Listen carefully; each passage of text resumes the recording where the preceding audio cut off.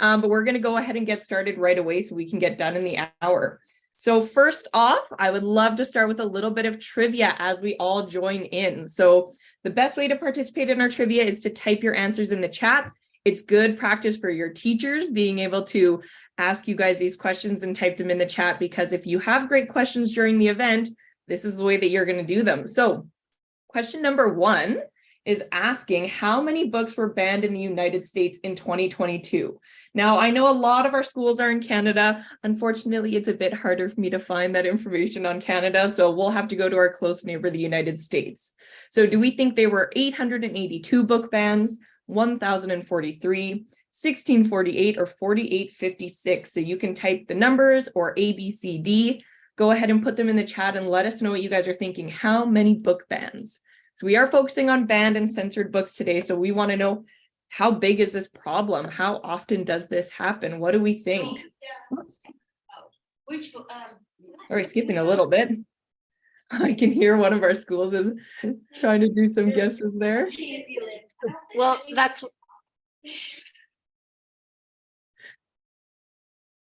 Hey, we're getting a mixture here. We've got some B's, some C's. Okay, none of us thinks it's only 800. Maybe I'll give you one more minute to try this one. This one is a little bit tricky for you guys. I actually made this one C, 1,648 book bans. So that is a lot of important information that students are not getting from those book bans. Yeah, that's a ton. Okay, let's go ahead and try number 2.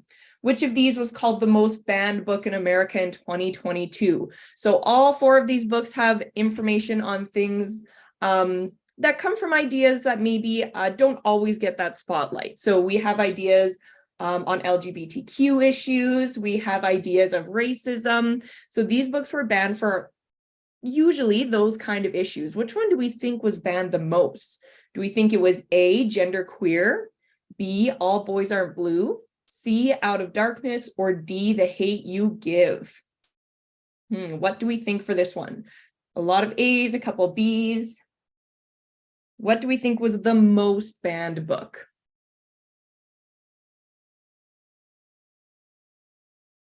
Give you guys one more minute for this one. A lot of A's. Maybe we knew this one. So this one was actually A, the book Gender Queer, a Memoir. That was the most banned book in the United States. We've got one more trivia question before we go ahead and get started. So the last question says, approximately how many comic books were sold in the United States in 2021? So our focus today, we are looking at comic books and graphic novels. So how many do we think were sold in the United States? And that's more than just superheroes. I know my picture is superhero comic books. There's a lot more to graphic novels than just superheroes. Do we think 700,000, 3 million, 12 million, or 94 million? Okay, we think A, D, C, C. Okay, a lot of D's and C's. Okay, we'll give you 30 more seconds for this one. Ooh, a B from Chestermere. All the answers, yeah. So this one, the correct answer is actually D, 94 million comic books. Yeah, the United States loves comic books, and that's just in one country. So imagine around the world how many comic books are sold. A lot. Okay, thank you very much for participating in the chat and my trivia. Really good practice. I hope we have lots of good questions as we go through this event. And I would like to welcome you once again to World Book Day. We have an amazing author and storyteller, Gail DeVos. I'll introduce her in just a minute here, that's joining us. And we're talking about banned and censored books with a focus on comic books. So let's go ahead and get started. First, I would love to do a land acknowledgement. So I am acknowledging that I'm joining from Amiskwaciwâskahikan. This is colonially known as Edmonton, Alberta, and it's found on Treaty 6 territory. This is the traditional lands of many diverse groups, including the Cree, Saulteaux, Blackfoot, Métis, Dene, and Nakota Sioux. Since we're meeting virtually, it's also a great opportunity to connect to the lands that you each call home. So I'd like to acknowledge all of the traditional territories and lands that we're all on today across Turtle Island and around the world. Now, land acknowledgements are about more than just recognizing the traditional territories that we're on. It's also about taking an active role in reconciliation in all aspects of our lives, and that includes storytelling. So today, as we focus on storytelling, I challenge the children watching to think about the importance of sharing stories as a way to pass on culture and history, and more importantly, to give life to the people, places, and issues that would otherwise not have a space to be shared. So just a quick information on our agenda so you know what's going to be happening today. We do have a great presentation, but of course, we're always open to questions and discussions. So if you have any questions during the presentation, feel free to pop them in the chat. Whoops, sorry. And we will get to them when we can, but we will also have some questions time at the end, just in case we miss any. I'd like to welcome all of our amazing schools joining us. I know a few of you here are joining us live, a few over at YouTube, and a few of us will be watching this later and tomorrow. So welcome, good morning. I hope that you can see your school up there on the list. And now's a good little reminder too, if you didn't get a chance to update the name that has a display on our Zoom so that we can see where everyone is joining from. So we can see that we have a couple people joining from Canada. The Freesons I see are here again. We've got Priyanka, St. George School in Montreal. So it's great that you guys are letting us know where you're joining from. If you haven't done that yet, you can go ahead and do that so we can see where everybody's joining. Oh, and one last reminder, we did make up a little activity sheet for you. So if your teacher got this activity sheet maybe about a week ago and printed it for you, you are welcome to work on this during the event. So it just has some goals for your comic and then a little space for you to make a comic at the bottom. And we'll have a little bit of time at the end of the event. If you have some pictures you want to show on camera, you're going to be able to do that. So if you guys have these, go ahead and take them out now. You can work on them while we're chatting. All right, I would love to welcome our speaker. So storyteller, author, librarian, and educator Gail DeVos has been an active promoter of the oral tradition of literature in Alberta for over 3 decades. She tells stories at the Edmonton Folk Festival, schools, libraries, and on CBC Radio and abroad. Gail teaches courses on storytelling, Canadian children's literature, and comic books and graphic novels at the University of Alberta in the Faculty of Library and Information Studies. For many years, she told stories at the Fort Edmonton Park to bring the history of Edmonton's area alive through storytelling, and was the co-organizer of the annual storytelling festival held at the park for 18 years. Gail is the author of 9 award-winning books on storytelling in folklore and popular culture, intended for educators working with students in grade 6 and above, as well as numerous guest chapters on graphic novels and comics, storytelling, monsters, and folklore in popular culture for academic monographs. She is especially interested in the intellectual freedom and censorship issues. So good morning and welcome, Gail. Good morning, and it's great being here. I'm just going to share my screen so I can get going. Okay, getting notes here. Here. All right. Looks great. All right, we'll see how it works. And good morning, and thank you very much, Rebecca, for that lovely introduction and for the background that we have here. As you heard, I am very, very interested in the whole idea of censorship, and I am equally interested in comics. And in this presentation, you'll hear me use the word comics and graphic novels interchangeably because I believe they're the same thing. Basically, the difference between comics is that they're a thin magazine type, while graphic novels have an ISBN, which means they're a book. Okay, but they have the same interior. They are the same format in that sense, that they tell stories through images. And that's one of the problems, of course, with censorship and comics. Oh, well, that's not going to work. Let me change this one now. Was it not letting you advance the slide? Yeah, maybe I can go down here. Okay, There you go. there we go. It's a different format.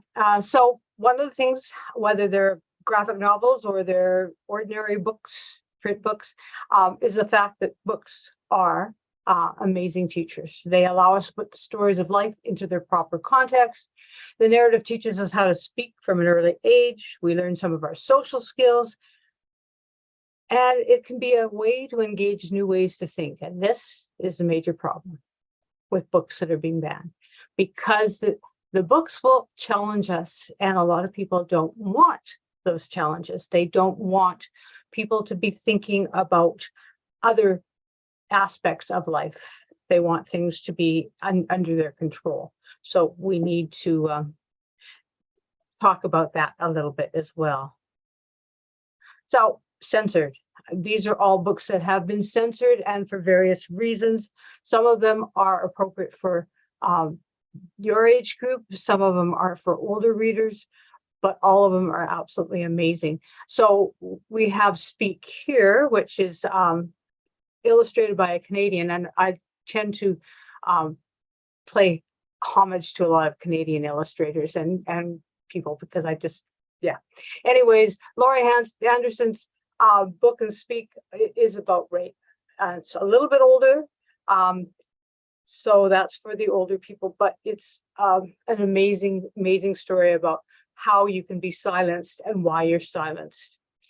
Fun Home is a true story written by Alison Vitchell, and it's about her growing up. Now, fun in this story means funeral because her father was a funeral director. So it's sort of a play on words. Monster also comes from a book first and then was retold. And it's about racism and an amazing story. As you can tell by the rainbow flag, what this is. March, the story of John Lewis and his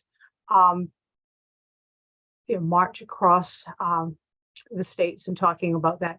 And Hidden is a story, if you can see the little Star of David here, a story of the Holocaust. So various different reasons why these books have been censored, and none of them are really good. I mean, the books are, the reasons aren't. So here's some important terms. And the reason why I have this as a background, because this is also a book that's been challenged, and maybe one that you recognize, but it's been challenged because it shows underwear. It's been challenged because it's silly. It doesn't pay attention to the principal and teachers being, in authority for many, many reasons. How many of you, and you don't have to answer this, but you may want to on the chat, but how many of you enjoy this book, this series? Yeah. Okay. And did you know it was censored, or they tried to ban it and keep it out of your hands? Yeah, it's kind of bad. So challenges of when people want books banned, book banning, and when it actually happens. Censorship is when nobody can read or own anything, and selection, unlike the other ones, is a positive word. Because that's what your teachers and your parents do, and your librarians. That's how they choose the books that gets into your hands that you can read. So books are challenged for sexual content, profanity, age appropriateness, violence, religious viewpoint, LGBTQ plus, political bias, drug and alcohol use, suicide, and much, much more. As a mother of young daughters, they're not young anymore. I'm still their mother. I would ask them not to read books that or watch television that showed women as being less powerful than a man, not equal. And I don't know whether any of you know the story of the Smurfs, but that was one show that they were not allowed to watch. Yeah. They still talk about it, the fact that everybody else in the world could watch Smurfs, but they couldn't. It was because there was only one female character, and when she wanted something, she started crying and batting her eyes. And I thought, that's not what I want my daughters to do when they want something. They have to go out and get it. So that's where we are with that one. But I selected the material that they could or not read. I didn't ask anybody else not to read it. So challenge books contains themes that are designed to be challenging, pardon the pun, to the average reader. So that's what we want. When you're reading a book, as we said before, whether it's a comic book or a textbook or whatever, we want to be challenged. We want to think critically. We want to go, oh, wow, I didn't hear about that, or I didn't think about that. Really? Is that what happens? So that's what books do, or they should do. So readers want a chance to question, explore, or even be offended. And there's nothing wrong with being offended, because then you think about, why is this offensive? Why don't I like this? What is it that it's telling me? What does it mean? And then you're thinking. So one of the things that people say, well, if they read something about violence, then they'll become violent, or they'll watch TV that's violent. Even the decision to act violent is a personal choice. It's not something that the book inspires. And one of the question or the statements that we use all the time when we talk about this is there's very, very few people in prison because they read a book. Right? Very few. Probably none. So who challenges the books? Parents. They are definitely involved with it because they want to protect their children. They want to make sure that they're getting the best education possible. They also want the best materials that they think is possible, following their own moral code and their own ideals. Teachers, well, some teachers have problems or issues with teaching certain aspects, and some things don't need to be in schools. They can be taught privately in the home. There are places for things to be talked about, not always schools or libraries. Librarians for the most part are trained with intellectual freedom in mind. As we go to school, I teach in the faculty, and we teach our students to be open. That's part and parcel of being a librarian. And so that's a very important aspect of a librarian. We want to be able to have anybody come into the library, as long as it hasn't been censored by the government or deemed hate literature, then they should be able to see themselves and find themselves in a book. That's what's important. Politicians, we'll go into that in a minute, religious leaders, and sometimes students, when they're uncomfortable with something. They go, I don't want this book here. And that's fine. You, as a student, have a right to say, I'm sorry, I do not want to read this. It offends me, or there's a problem with it. And then the teacher will find something else for you.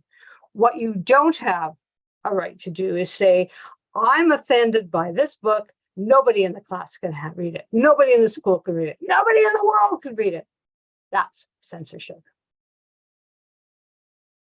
So these are ways of books being censored. So there's challenges that we just talked about. Sometimes people just steal the books, or they put diapers on something, or they do this to picture books a lot too. So it's mutilation. And then there's self-censorship by the librarians or staff that make the decisions. They decide, no, I'm going to get into trouble if this is in my library, so I won't buy it. So sometimes self-censorship can be a big problem as well, especially if you're only looking through a graphic novel and you're only looking at some of the images and you're not putting it in context. It's really easy to be offended by an image rather than reading 3 pages of a book to see what's going on. So this is Neil Gaiman, and he says comics, because of the capacity for offense that an image can give, will always have one foot in the gutter. And I'm going to talk about gutter in a minute. Pictures cannot be ignored. They sit there in your head. Comics are a target in a way that literature cannot be a target, because the act of shocking people, upsetting people, or rabble-rousing people about an image is as simple as showing them an image or a portion of an image. You don't even have to show them the whole picture to get them upset. And you can get them upset in all sorts of weird directions. So when he's talking about 1 foot in the gutter, he is talking about that image of being lower than normal, being something that is perhaps not right. But in comics, the gutter is the panel, the space between the panel where people make meaning. And so that's a really important thing. In comics, the gutter helps you read the comic, helps you understand the story. And that's where the individual reader understands the story. So what happened in this panel?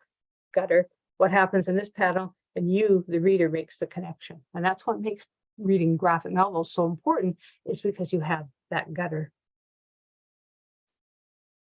So again, another reason for graphic novels is that common perception of comics as children's literature. Because they think, well, if it's in graphic novel form, then it's got to be for children.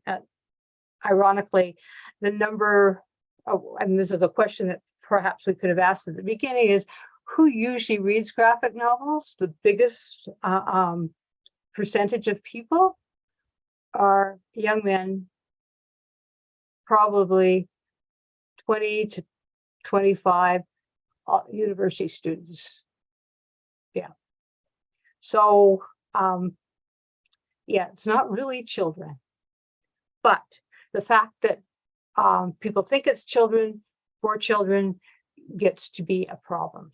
And so this is one of the books that was a big, big problem. And I don't know if you know this one. This is One Summer. It was a textbook of mine for many years on my course. Jillian Tamaki is from Calgary. Mariko Tamaki, her cousin, is from Ontario. And the story is really close to my heart because it takes place in a summer village. And I live in a summer village, so I know those kinds of community. This summer village is bigger than mine, but it still has the same thing where people come together only in the summer, and then they go away and don't see each other, and then they come back. And when you're 12 years old, lots of changes can happen in the way you think, in what you're interested in, and you don't all change at the same rate. So that's what this is talking about, is growing up. This book won 2 major awards in the United States, ones that are associated with children's literature, and nobody checked to see that the age group for this award was up to age 14.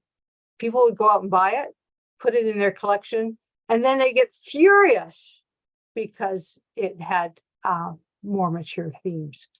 I highly recommend this book for people in grade 5s and 6, especially. So, before we do our next slide, we had a great question that is related. As you're mentioning a great comic or a great book they should read. Question from YouTube says that their mom says that comics don't count as real reading.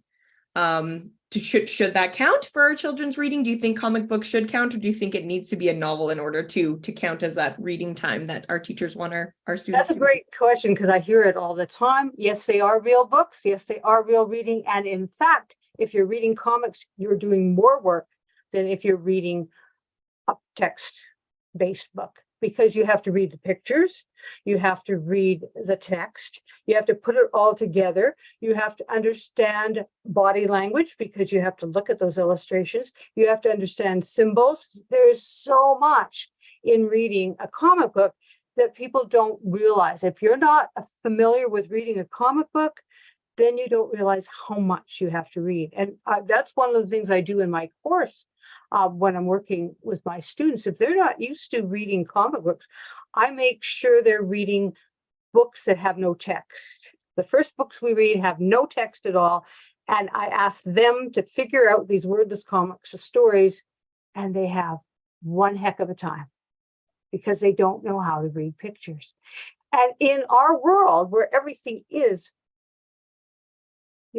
pictures, look at all the signs we have all around us, it's imperative that we know how to read them. So her mom, or his mom, is mistaken. It's real reading and real books.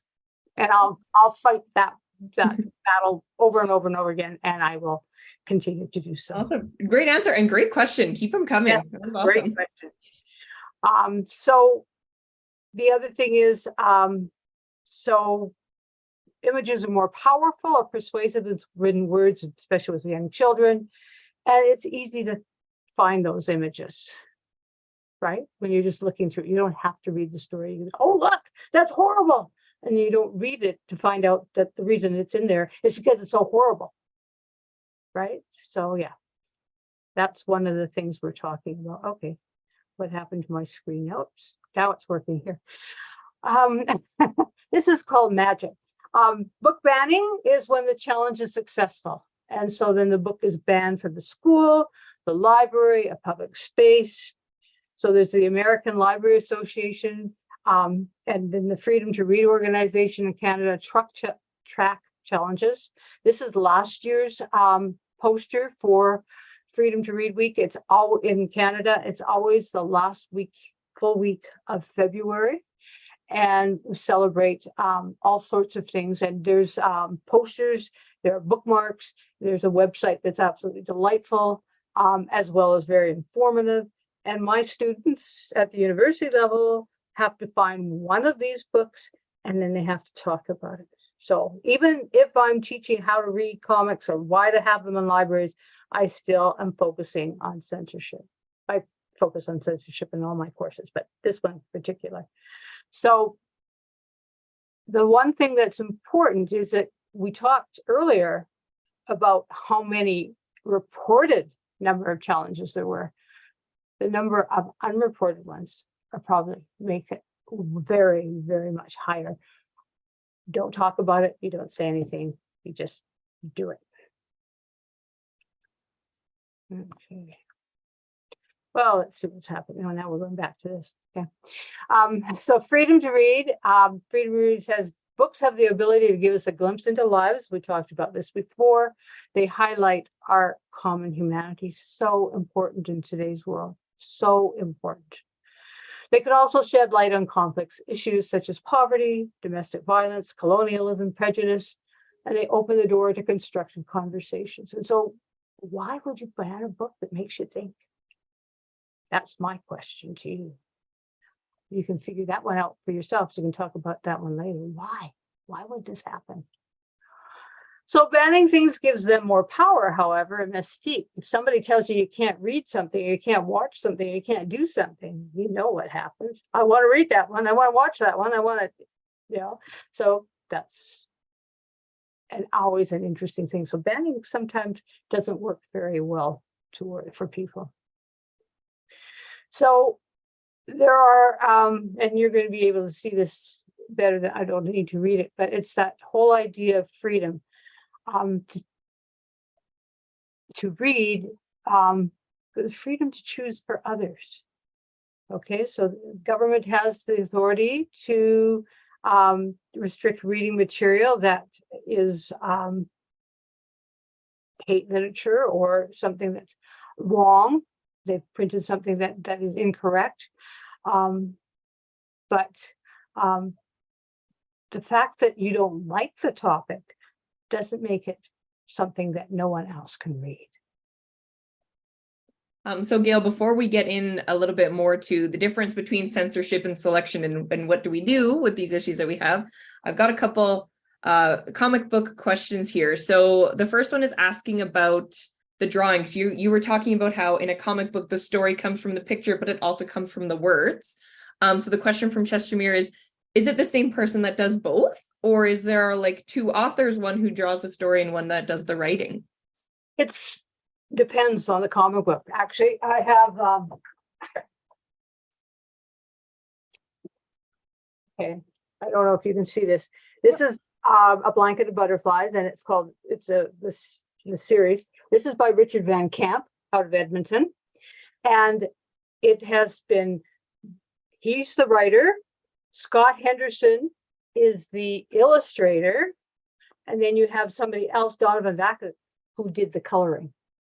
Okay. So the three of them work together to do the illustrations.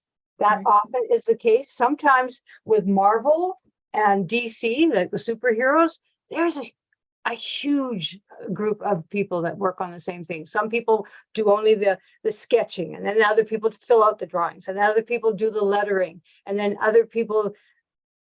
It's a big factory.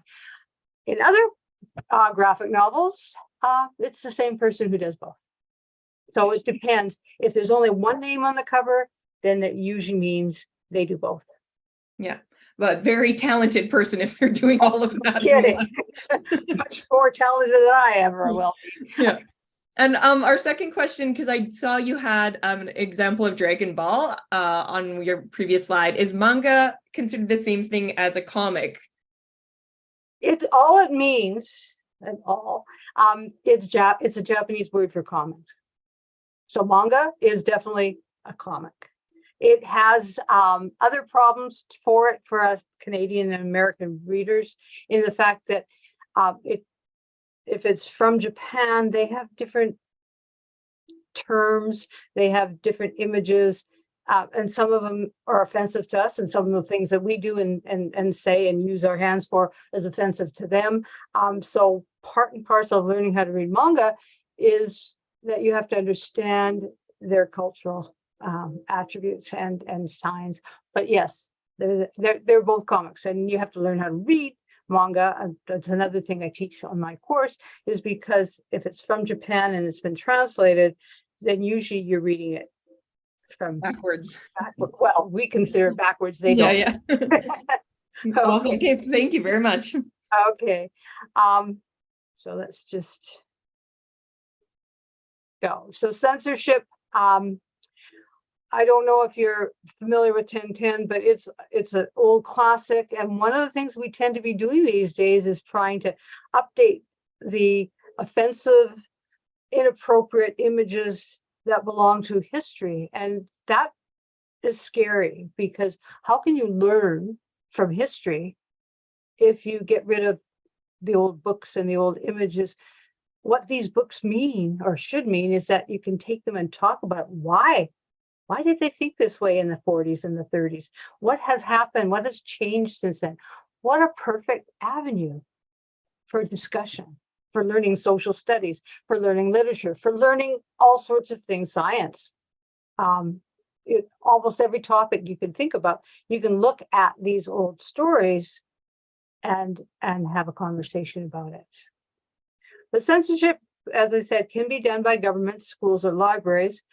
In the United States right now, there's a lot of censorship being contemplated by governments.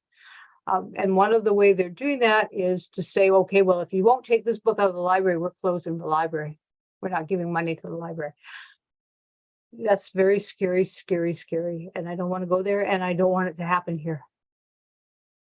We need our libraries. Okay.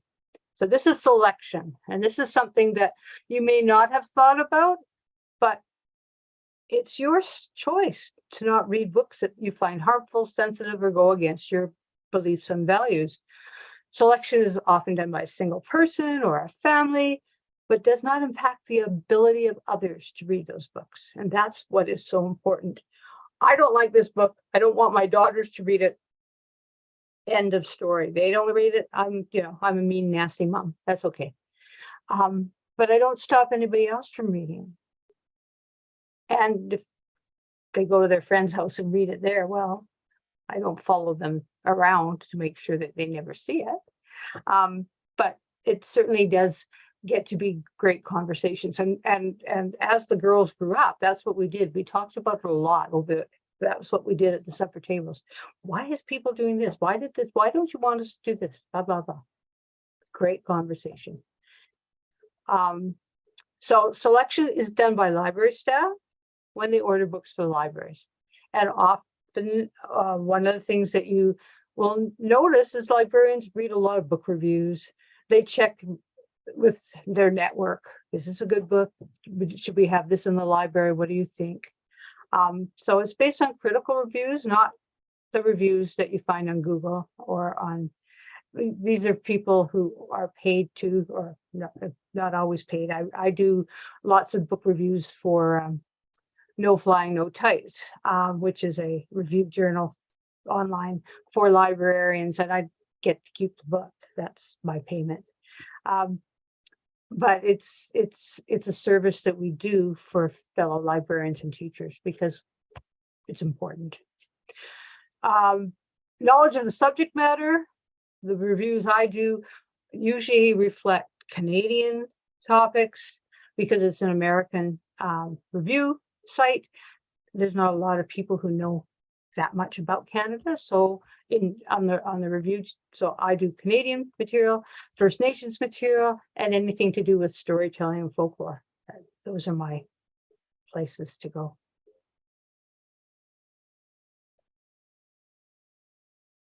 Selection policies is something else, and I'm not going to go into this. This is for schools and libraries, but there are policies that you have in place to make sure that if somebody does challenge your book, you can say, this book fits in to our learning because it has this, this, this, this. And we checked it very carefully before we brought it into our library or our school.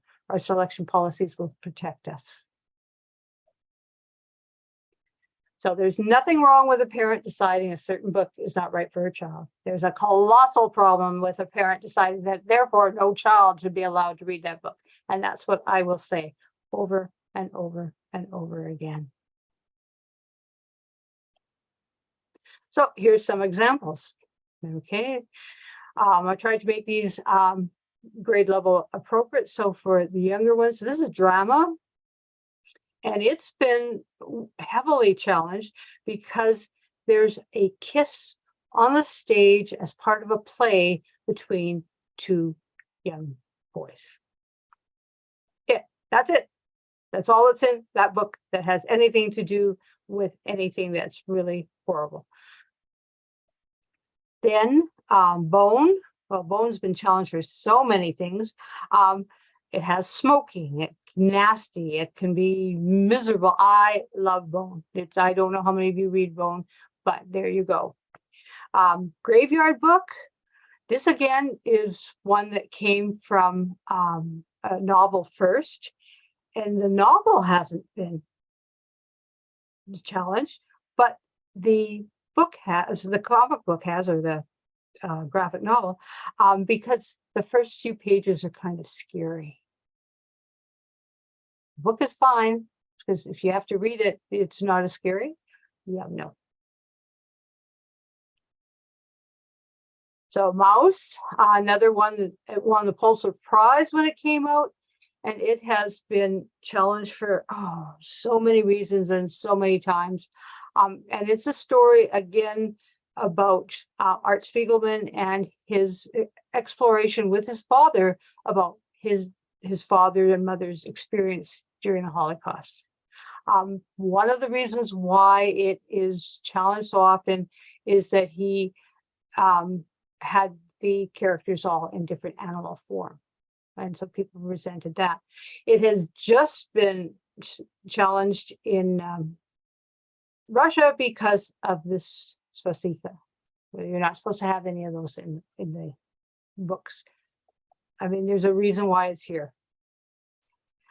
Genderqueer, we already talked about. Definitely one of the most challenged and banned books ever. And the newest one, Anne Frank's diary, which is a very interesting thing, again, based on a diary, based on historical record. It's been challenged for many reasons, but one of them is because they think it doesn't give the Holocaust enough attention, that it's incorrect, whatever. This is the only version, comic book version of Anne Frank's diary that has been permission from the Anne Frank people. Like there's a whole community of people. They have recommended this book. They have gone through it with the people who put it together. I don't know where that challenge is coming from and why. But there's a couple more chats questions. Should I get to them, or is it fine? Yeah, we can go ahead and do them. And actually, before you answer this question about comics, I would like to see, because I know St. George, you let us know last time. I would like to see with a show of hands, do any of you read comic books? Those of us that are on camera, do we have any comic book readers? Okay, so we already do have like a good handful. So yeah, Gail, question for you then. Did you read comics as a kid, or is it more of an adult interest of yours? Oh, that's a great question. I read them as a kid. And then I, I grew up in a small town in the middle of Alberta. It was very difficult to find comics. You could find a few. Libraries didn't have them. There was like one drugstore that had one of those twirly things, and I was such a big reader. There were no graphic novels. I'm old, I have to admit. And then when I started researching some of my books, when I was looking at folk tales in different ways of telling folk tales, I started reading some of the comic books that retold folk tales and went, oh my goodness, this is the closest I've ever seen in print material to actual storytelling. Because you have to, and I've written articles about this and chapters about this as well, is that you actually have to know the same types of things, how to read the body, how to listen to tone of voice, even though the comic book is silent. There's clues in there how the characters sound. There's all sorts of clues. And when I saw that, I went, oh, I need this comic book, and I need this comic book, and I need this comic book. And then you'll see there's a slide at the end where it shows part of my comic book collection.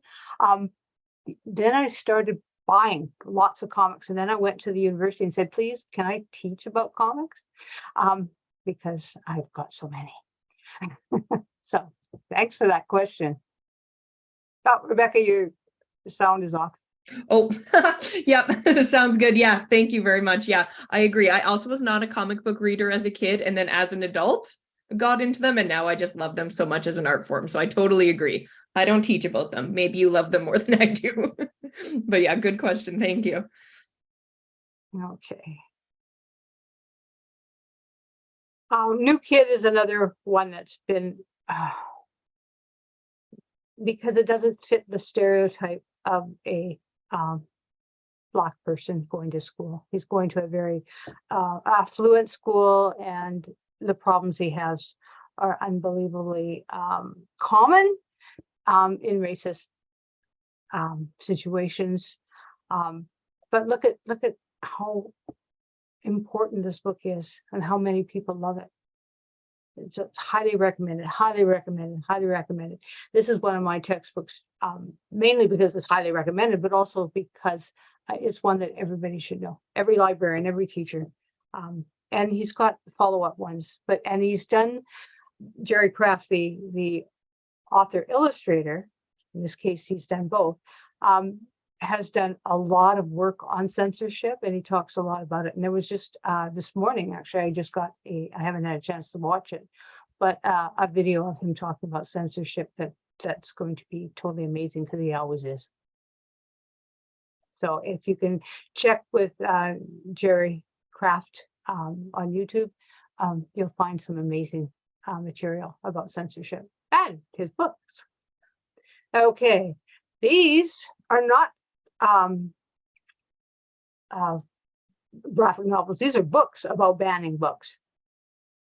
And so they are amazing. It's getting to be quite a topic. And so you can read novels about people banning books and what happens when you have a banned book club and all sorts of information.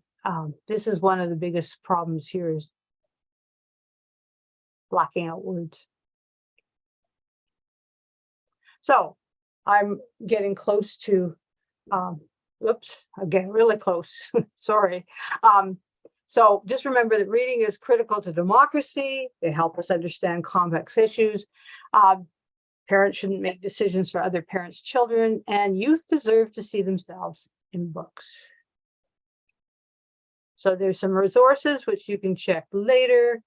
And I read banned comics, very proud of it. And it's World Book Day today, so I thought we needed to pay homage to that. And that's my office, and that's just some of these comic books that are in this section of my library, are all books on how to teach comics. And why they're important. Wonderful. So I popped your email in the chat as well, in case any of the teachers need a copy. Gail was adamant that if you have questions about censoring books, or you want more information about it, or you want more resources, teachers, feel free to reach out to her, and she would love to help you out with that. We do just have, maybe we'll take 5 more minutes. If we have any last questions, I would love for you to go ahead and pop them in the chat. We do have a couple from a couple of our classes. Number one, if you had to say the best comic book to start with for a non-comic reader, what would you say it is? The one I use is Arrival by Sean Tan. He's an Australian writer, and the book is wordless. Another one is Owly, for very young ones. Oh yeah, sorry. No, For very young ones, not very young ones, but grade division 1, if you like. And it's almost wordless, and it's absolutely amazing. okay.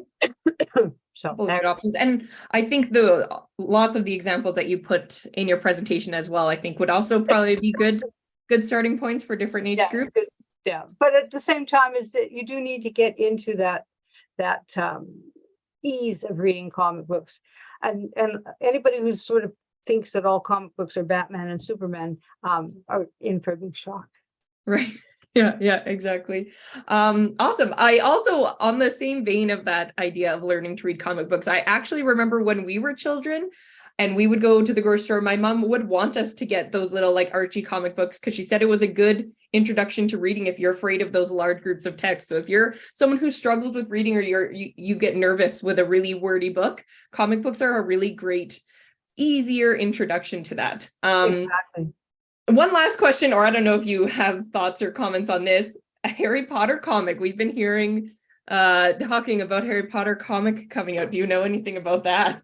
I don't yet, and that's a licensing issue. So part of it is what the author is willing to do, and what she's willing to. That's a hard one. It really is a hard one because so many people want it, but it's totally up to her. Mm-hmm. And such a beloved series, I feel like they could make a lot of people angry if they do it the wrong way. Exactly, and I just saw that one of there's a couple other, like Silverwing, which is a Canadian classic, if you like, by his name just disappeared. Anyways, it's another beloved series for elementary school. Is coming out as a comic this week. Oh, very cool. So there's more and more interpretations of novels in graphic form. Okay, I don't see any more in the chat. I see St. George had to hop out, so thank you for joining us. We appreciate you guys participating. I have one quick reminder before I say our final goodbyes. We do have another great elementary event coming up. So any of our schools that are watching, if you want to participate, we're learning about bees, why pollination is important, how to support them. So if you're interested in that, you can scan our QR code or visit our website and you can sign up for that. And finally, thank you. Thank you very much. First of all, thank you to all the schools for joining us and registering. Thank you to those of us that'll be watching this a little bit later. We're so happy to have you. And thank you so much, Gail. This was so wonderful. You have so much passion and information for the subject. I really appreciate you taking the time today. Well, thank you. It was grand, and I'm sorry I couldn't see and meet everybody, but there we go. And you'll have my email, so if you have more questions, do feel free to email me. Wonderful. All right. Thank you so much. Thank you, Friesens. Thanks for coming. Thank you so much, everybody. Have a wonderful afternoon, evening, wherever you're joining from. Okay. Bye-bye. Bye-bye. Thank you. Thank you. Thank you. Well, thank you.